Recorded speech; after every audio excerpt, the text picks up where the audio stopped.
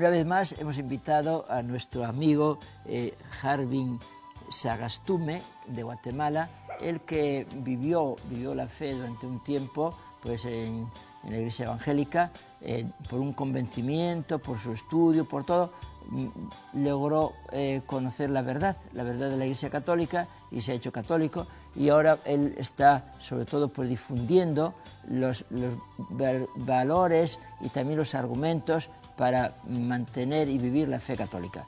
Yo me alegro mucho de tenerlo una vez con nosotros, estuvo hace unos días, pero ha vuelto y para nosotros es una alegría porque nos va a dar luz para vivir nuestra fe.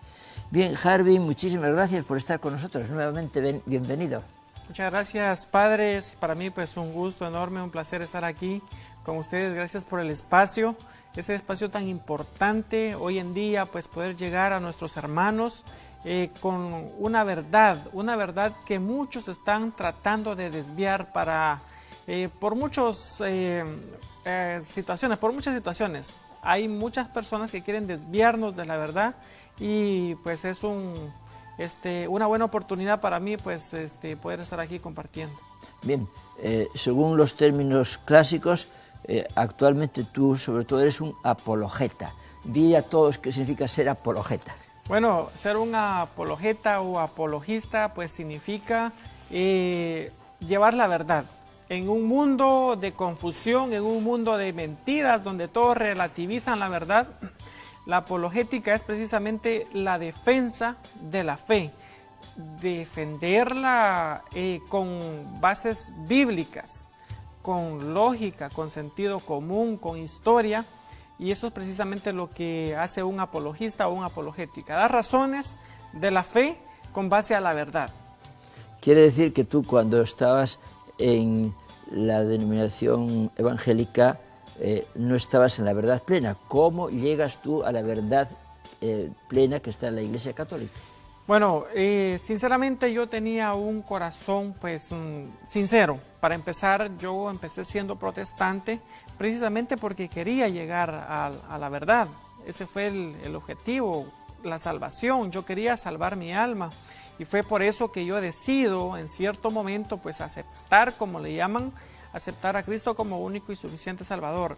Fue en ese pues proceso de empezar a caminar con Cristo cuando yo tomo pues en serio todo aquello. Asistir como miembro, principalmente como miembro. Al tiempo de estar asistiendo como miembro, siento un fuego dentro de mi corazón de poder también llevar a otras personas, porque yo según estaba pues en un camino de salvación correcto y era mi deseo llevar a otras personas también a la salvación. Yo veía que mucha gente necesitaba un cambio de vida, necesitaba a Cristo en su corazón, y entonces es en ese momento cuando pues siento yo ese fuego en mi corazón de llevar a esas personas también a la salvación. Y es así como yo empiezo a formarme para ser pastor, porque yo también quería llevar. Yo lo hacía de una forma limpia, con un corazón puro. No lo hacía por las ofrendas, no lo hacía por los diezmos, por las primicias, que es una cosa pues que se mueve mucho ahí dentro del protestantismo.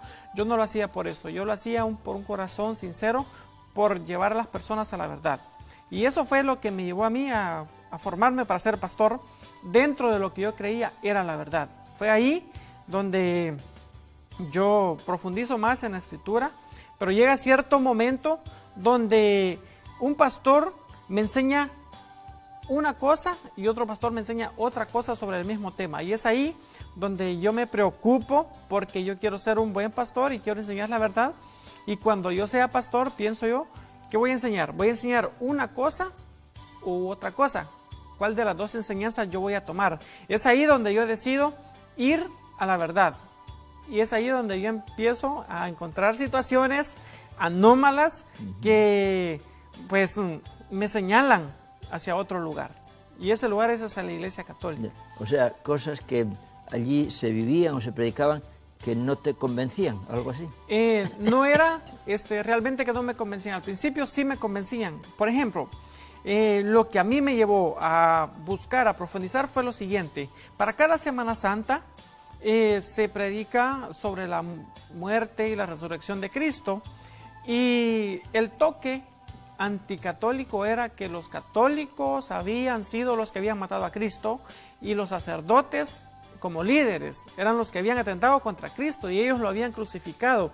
Y decían, la prueba más grande está en que cada Semana Santa salen a las calles y lo vuelven a crucificar, lo vuelven a matar.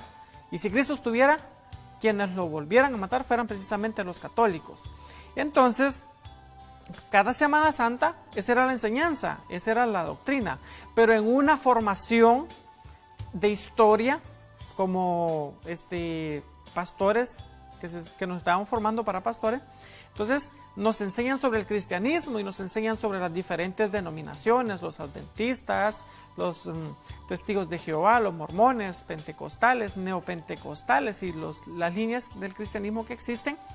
Y cuando toca hablar de la Iglesia Católica, el que está enseñando, el pastor, el maestro, dice que la Iglesia Católica fue fundada en el año 312 por Constantino, un emperador romano que se autoproclamó el primer papa de la Iglesia Católica, y ese era el origen, y a sus súbditos, a su ejército, a uno los habían nombrado cardenales, obispos, sacerdotes, según su rango. Entonces, que ese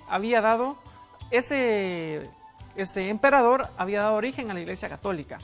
Como siempre, yo tomaba notas importantes que yo tenía que memorizar, que yo tenía que profundizar, y cuando llego a casa después del culto, yo saco mis notas y pongo a revisar lo que había anotado, y en eso me aparece eso de Constantino.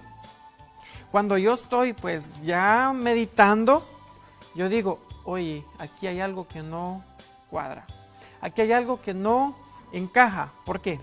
Porque durante la Semana Santa nos enseñaban que los católicos habían matado a Cristo, los sacerdotes. Y aquí otro pastor nos está enseñando que quien fundó la Iglesia Católica es Constantino en el año 312. Entonces, en ese momento yo me puse a pensar y dije, no es posible que Constantino haya fundado la Iglesia en el 312 si la Iglesia mató a Cristo. Y no es posible que la Iglesia haya matado a Cristo si Constantino fundó la Iglesia. Entonces, como yo quería ser un buen pastor, yo quería enseñar la verdad, fue eso lo que me llevó a investigar, a profundizar, y esto me lleva a darme cuenta que Constantino no fundó nada. Constantino solo dio libertad de culto en una carta, el Edicto de Milán, y yo invito a las personas a que lo busquen en internet, el Edicto de Milán, donde se van a dar cuenta qué fue lo que Constantino hizo.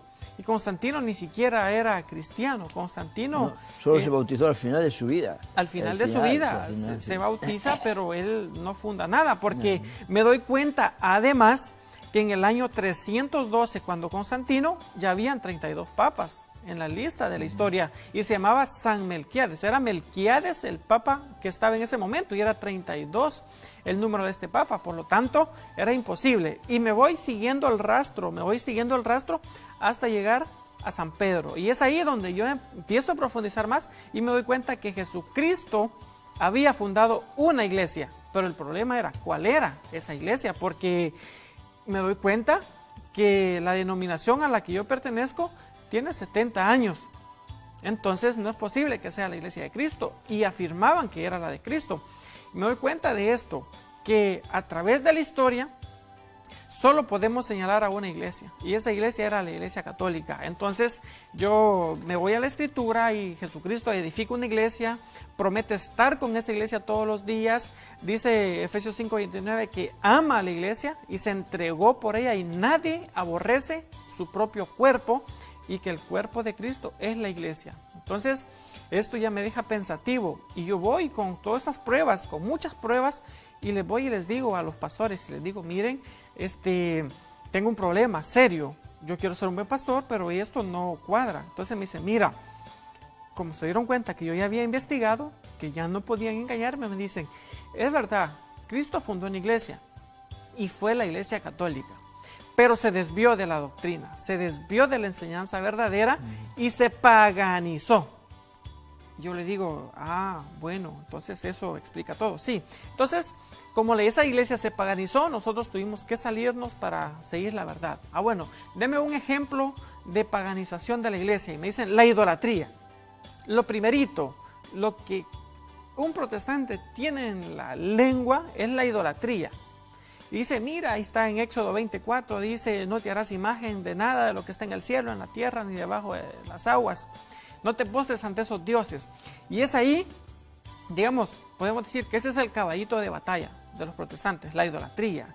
Todo protestante inicial para empezar un diálogo con un católico es la idolatría. Entonces, dice, mira, Salmo 115 dice que los ídolos de ellos son oro y plata, hechos por manos de hombres, tienen ojos y no ven, orejas y no escuchan, boca y no hablan, manos y no palpan. Entonces, esa es la prueba clara de la paganización de la iglesia. Bueno, en ese momento yo ya no confiaba mucho. Entonces, ya me habían engañado 2 veces, dije yo, ¿qué garantiza que no me estén engañando? Entonces me voy a estudiar, a profundizar a la historia, a la Biblia, a lo que enseña la Iglesia Católica. Yo voy a ver, pero si es posible, si la Biblia dice tan claro que no hay que tener imágenes, ¿por qué tienen imágenes? Voy a ver, voy a estudiar y voy a ir a hablar con los sacerdotes. Yo les voy a decir eso, que eso está muy malo porque engañan a la gente. Y la gente está ahí porque se quiere salvar, la gente va a la Iglesia Católica porque se quiere salvar. Entonces yo voy a ver, yo voy a hacer algo. Y es así como yo me meto a profundizar. Y voy descubriendo que Dios mismo había ordenado hacer imágenes y que el problema de Dios no era con las imágenes, sino que el problema de Dios era con los ídolos, que es diferente a una imagen. Una imagen y un ídolo son cosas totalmente distintas, y yo me doy cuenta porque Dios mismo, Números 21:8, Dios manda hacer una serpiente de bronce. Éxodo 25, 5 capítulos adelante, donde está Éxodo 24, está una orden de Dios a Moisés. Haz 2 querubines de oro labrados a martillo, es decir, hechos a manos de hombre. Más aún, me doy cuenta de que Salomón, un hombre sabio, no un hombre como nosotros, un hombre sabio, más sabio que cualquier pastor protestante. Este hombre sabio construye un templo a Dios. Y dice 1 Reyes 6:23 hasta el 29, cómo hizo el templo. Y dice que en el lugar santísimo, en el templo había un lugar santo, pero un lugar santísimo lo que es el altar. Y en ese lugar santísimo hizo imágenes de 5 metros de alto. Imagínense, yo mido 1,70 y esas medían 5 metros de alto, es decir, como el triple de lo que yo mido. Entonces, yo me doy cuenta de esto, pero yo quiero ver la reacción de Dios, porque Dios prohíbe las imágenes y ahí está mandando, o sea, ahí Salomón hace imágenes. Entonces yo estoy buscando a ver cuál es la reacción de Dios, y cuando llego al versículo 29, me doy cuenta que Dios le dice, gracias a ese templo que has construido, mis ojos y mi corazón estarán con ustedes todos los días. En ese momento digo, wow, Dios no tiene problema con las imágenes, Dios tiene problema con los ídolos. Y Éxodo 32 lo explica claramente, donde piden Yo creo que está claro que nosotros los católicos, al menos oficialmente, no adoramos las imágenes, adoramos a Dios, al que tiene todo poder, tiene toda la sabiduría, es el absoluto de todo. Y una imagen no es Dios, no es Dios. Pero vamos a hacer una pausa y volvemos enseguida sobre el mismo tema de la apologética. Muy bien.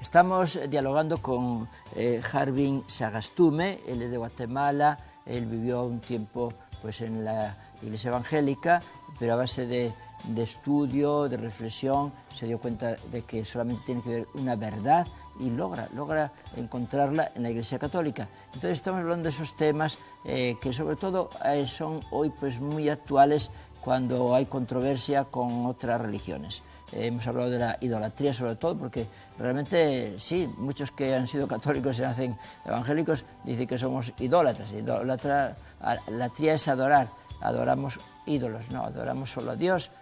Las imágenes o representan a Dios y si no representan a Dios pues no sirven para nada. Bien, entonces seguimos, tú logras encontrar la verdad, ahora sigue contándonos un poco tu testimonio. Bien, padre, muchas gracias. Entonces, con este tema de la idolatría, a mí me gusta profundizar porque es como que lo principal que ellos atacan, ¿verdad? La idolatría.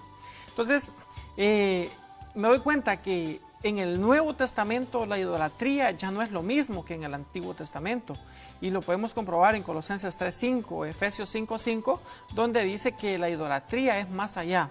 Es, por ejemplo, la fornicación, el amor al dinero principalmente, enfatiza bastante en el amor al dinero y es algo de lo que se mueve mucho dentro del protestantismo. El amor al dinero, podemos darnos cuenta hoy en día cuánto teleevangelista, cuánto pastor dice que hay que sembrar, que hay que hacer pactos con Dios y que si más da, más va a recibir y todo esto, ¿verdad? Entonces, esto es lo principal, ¿verdad? Entonces, cuando yo me doy cuenta de todo esto, yo voy nuevamente y les digo, miren, yo he descubierto esto sobre la idolatría y me he dado cuenta de esto. Dios mismo pidió hacer imágenes y la iglesia prohíbe la adoración, es decir, nunca enseña la adoración a imágenes.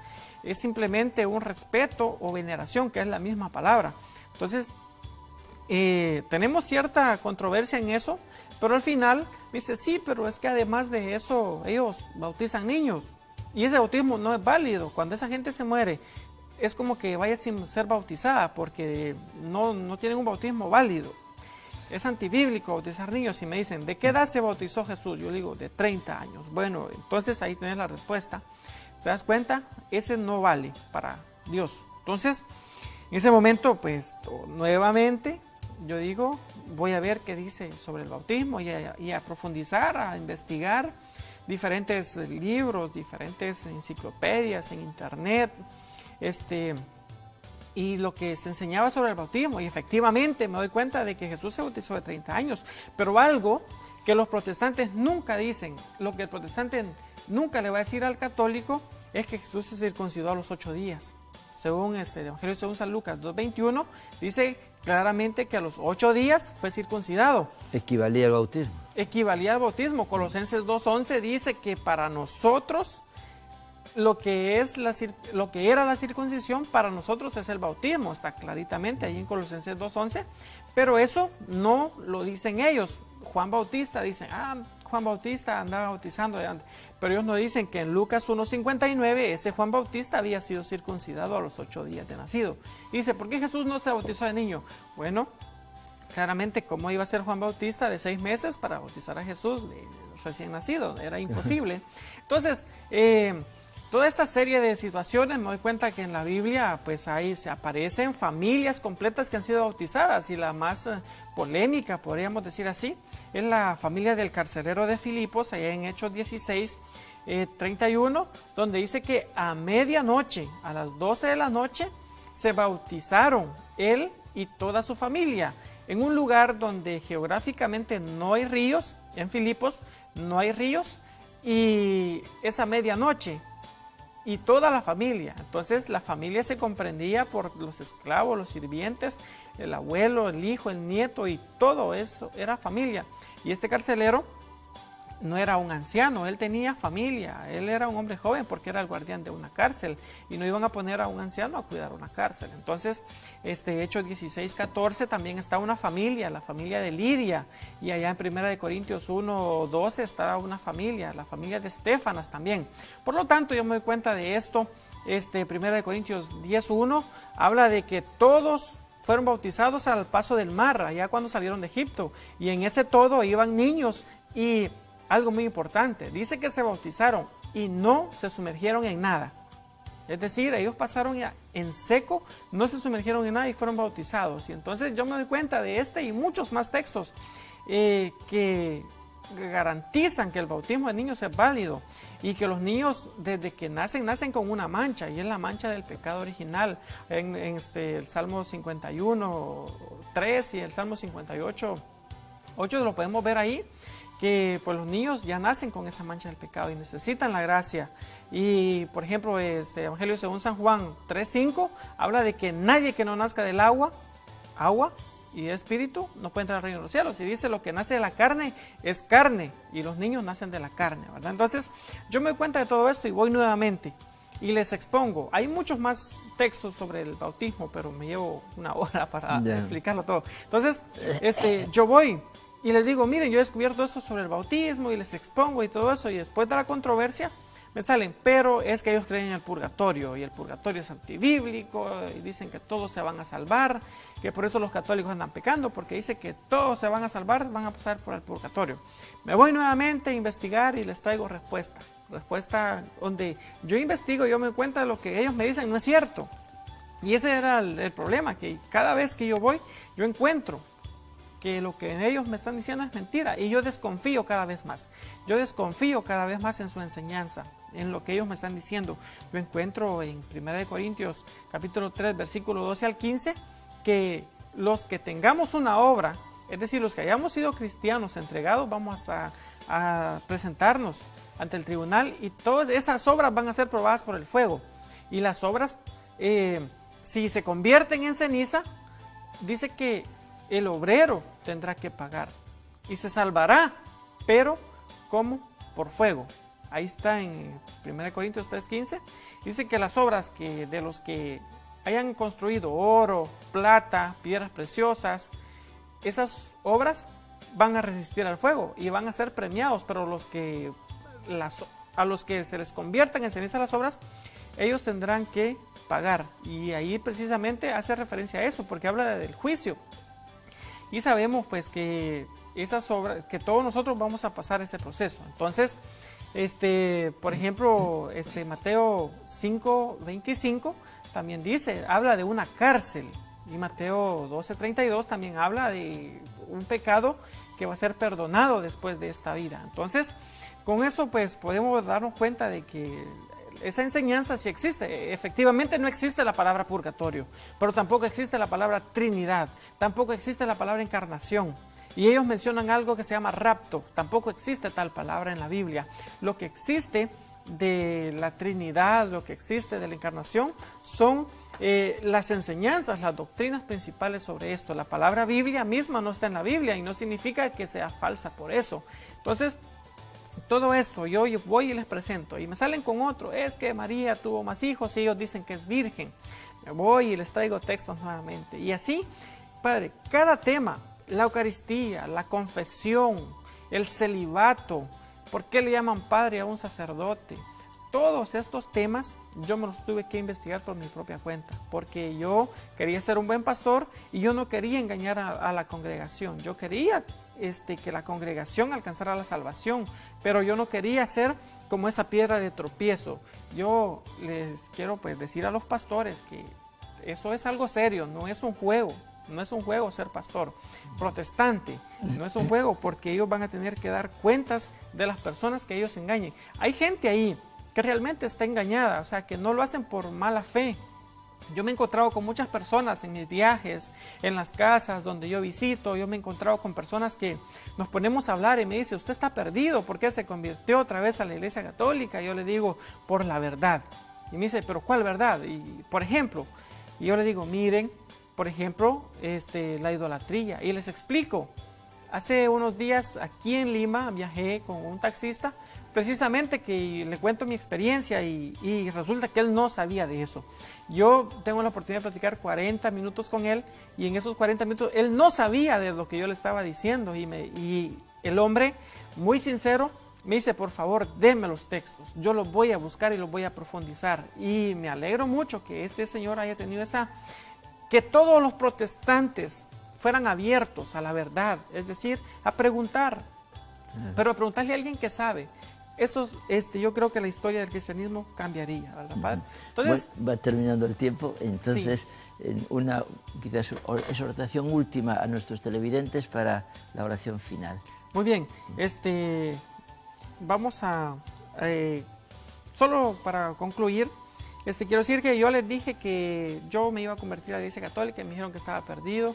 Y oraron por mí y dijeron, Señor, libéralo, Señor, muéstrale la verdad completa, Señor, sácalo de las tinieblas, sácalo de la oscuridad, muéstrale tu luz. Y entonces Esa noche que hicieron la oración por mí, yo llego a casa y leo un libro que me había regalado un sacerdote y desde ese momento yo decido no más ir. A los 5 días me visitan y me dicen ¿por qué no has llegado?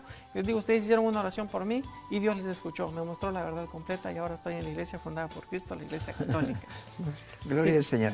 Muy bien, muchísimas gracias. Creo que ha sido mucha ilustración. Él tiene muchos más argumentos, testimonios. Ahora lo que hace falta es que todos tomemos en serio el investigar, el conocer, el vivir la verdadera fe. Padre Celestial, gracias por todo lo que nos regalas, bendícenos. Bendice a todos los que este domingo vamos a estar en el Coliseo del Colegio Claretiano de Lima, frente al Parque de las Leyendas, con el Padre Darío Betancourt y sobre todo con Jesucristo, que va a actuar, va a proteger, va a liberar y va a sanar. Derrama tu Espíritu ya sobre todos los que vamos a participar ahí y haz que muchos puedan aprovecharse del don divino. La bendición del Padre y del Hijo y del Espíritu Santo descienda sobre todos ustedes. Amén, amén, amén. Dios bendiga a todos. Amén.